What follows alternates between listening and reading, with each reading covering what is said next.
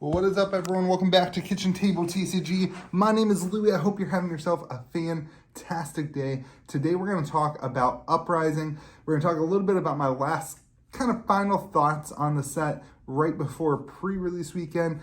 This weekend was the big Vegas and Sydney, I think it was, overseas. The first reveal weekend where everybody hung out and got to open up packs for the first time. So we're going to talk about some things.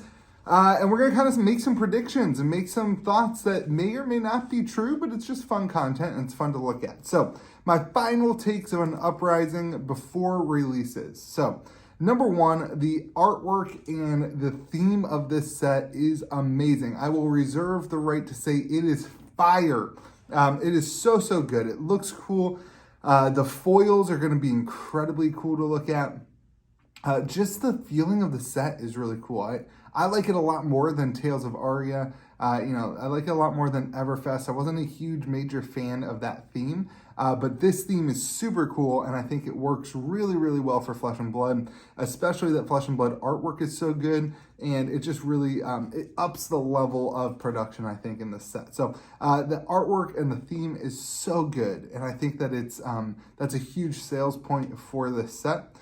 Number two, I think that the collectors and investors will be happy with this increased kind of rarity of the cold foil Fable. It appears from some of the Vegas numbers I heard that the Fable's like around 1 in 100 boxes or 1 in 120 boxes. I know that the cold foil Fable sold this past weekend in Vegas for $1,100. I think collectors will like that, and they will like the decreased legendary pull rate as well. We'll talk more about the cold foils later, and we'll talk more about the pull rates later.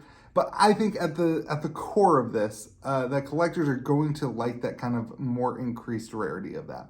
Now, that being said, I still think $1,100 is too expensive. I still think we will see a dramatic decrease in value of the card over the next couple weeks as these boxes get open, but it's neither here nor there. I still think that the pull rate is a good thing and that collectors will be happy. So those are the two major positives that I see so far with Uprising. The theme is super cool, and I think that this is going to cater really well to the collector investor side in terms of that pull rate being really good.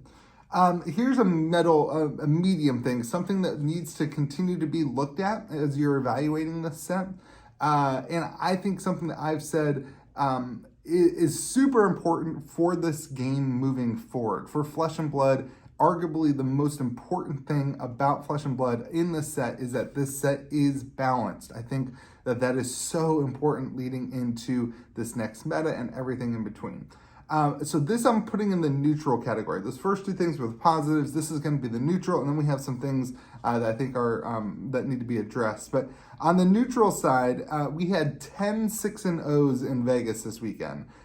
8 of those 10 were Fi, the ninja hero, and 2 of those 10 were Icelander. And so you've got a little bit in the sealed environment already, a little bit of a gravitation towards the ninja. That being said, it's very early, very early, and people are just now getting their hands on cards. And so an aggro deck like Fi is always going to come out on top in the early stages. Now, we all said that too about Briar. We said that too about a lot of the other things that we've seen issues with in the past for Flesh and Blood. So I'm hoping that this gets figured out and that moving into your sealed pre-release weekends and moving into any time where you're playing sealed or even draft, there's not that kind of gravitation towards one hero that we have seen in the past. That's why I'm putting this in the neutral category, because I think there's a lot of complaining about it going on already. And it's still too early to tell. First weekend, still too early to tell. You got to give some time for the meta and even the sealed meta to figure out how to play the little bit of a longer game and not just kind of aggro it out in the beginning. So that there's 10 6-0s, 8 being Fi, and 2 Icelander. Didn't spark a ton of joy in me. I'm putting this in the neutral category though, because I think there's a lot of room left for the community to grow with Uprising. So, all right, let's get to a couple things that have been frustrating that I think need to be addressed. And I think LSS needs to get on this stuff. And again, I think the set's really cool. I'm really excited about it. I wanted to highlight the things I'm excited about first. And now I want to address some of the things that I still think need to be concerns for LSS, things that should be figured out by now, in my opinion, as this is their, fifth set. You got WTR 3, this is their seventh. Is this their seventh set? Oh my gosh. WTR, Arcane Rising, Crew, it's been so long. Monarch, Tales of Aria, Everfest.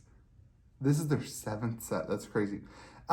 Distribution still a major issue. The pre-order window for Uprising was incredibly small. It was incredibly small.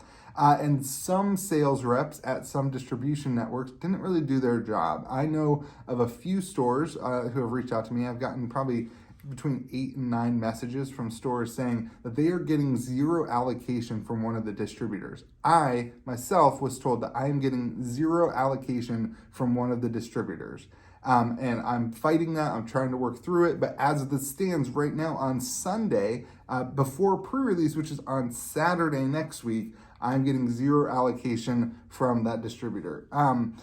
You just have these distributors who still aren't doing their jobs. And the other distributor still doesn't have allocation out to their... So small stores have no clue how many boxes are coming in. Meanwhile, currently on Channel Fireball, you can pre-order the product already for $80. And so you just have this weird interaction where LGSs can't tell their customers. People come in the store and I can't tell them I can pre-order them boxes yet because I don't know how many boxes I'm going to have. And I already know that one of the distributors is not giving any boxes to me at all and to other stores my size. Like one of the entire reps didn't allocate the entire thing. So that being said, the product appears to be very limited as well. Some unofficial numbers, I have no clue how to validate these, but some unofficial numbers have tracked it to around 40,000 boxes, again, no way to know for sure, coming into the United States. And I'm getting messages from stores saying that their allocations are smaller than it was for Everfest. So that being said, the supply seems very, very tight. So my assumption on this, and don't take a step back. My assumption on this is that we are going to see a more Crucible of War First Edition-esque release model, where we see all the product come in, and then we don't see product for a couple weeks, and then there's another wave of it, and then that product sells out, and then there's another wave of it, and then that product sells out, and then there's another wave of it. We'll see how that affects the thing. We'll see how that affects everything. I still think that the amount of current boxes coming in is going to be weird. I don't know how it's going to affect the players. I don't want to make any speculation on that, but I think that might be a way that the conversation goes if this numbers game ends up being what it appears that it could be like. Now, some of the bigger stores are having no problem, and so that's good too. But this new Fab 2.0 release model, I don't know. We don't know what it looks like yet, and it'll be interesting to see how it plays out. So far, it doesn't seem to have solved the distribution issues, at least from my perspective in this world. So my speculation here is that singles are going to be very, very hot for the first month. But I think as the product releases over time, we will start to see, especially sealed box prices. If you are investing in sealed Uprising boxes, I really think you need to look at it more like Pokemon boxes, where you don't really invest in the sealed product or like Magic the Gathering draft boxes until that kind of last call from distribution where you know that this is going to be the last wave, and then you start investing. Otherwise, you have your money parked for 6 months, a year. And particularly with Flesh and Blood, we don't have another set coming out for quite a while. So this is going to be the set that you're getting from distribution. Box prices will increase and decrease with those waves, is what I'm trying to say. So last kind of thought, the current wave model, it seems to me that will make collectors happy. And I'm not sure that it works from a player standpoint. And I don't know. I don't care about that. Like for me, like I want us all to be happy. And I know that can never happen. It doesn't matter to me. I want my local style boxes. I want to be able to offer boxes to patrons. That's what I want to be able to do. From a perspective of who is happy right now, it feels like LSS is trying to cater to some of the collector side of this with the waves and with maybe an increased supply or decreased supply. We'll see how that shakes out. That doesn't go really hand in hand with what they said in Fab 2.0 though. So that's what makes me feel like maybe we're getting another wave soon. Maybe we're getting more product here in a couple weeks, and that this is just a first kind of cycle of it. Because Fab 2.0 suggested that Fab was changing to being for the players. And that kind of tightly allocated product line is not going to get the cards in the hands of the players super quick. So it'll be interesting to see how it all shakes out. Again, I hope that they just have enough boxes at distribution, and that stores are able to get the boxes to get their stuff to the players. And maybe that will still happen. I'm still holding out hope that that's how this will happen. But you still have some of those issues that I think need to be addressed. So we are, a week away from pre-release. I hope that you will find some places to engage in the game and play and go play pre-release. Let me know in the comment sections of the videos how your pre-release went. Super excited to see that. Those are my excitements. Again, I think the set looks really cool. The new heroes look really cool. The abilities look really cool.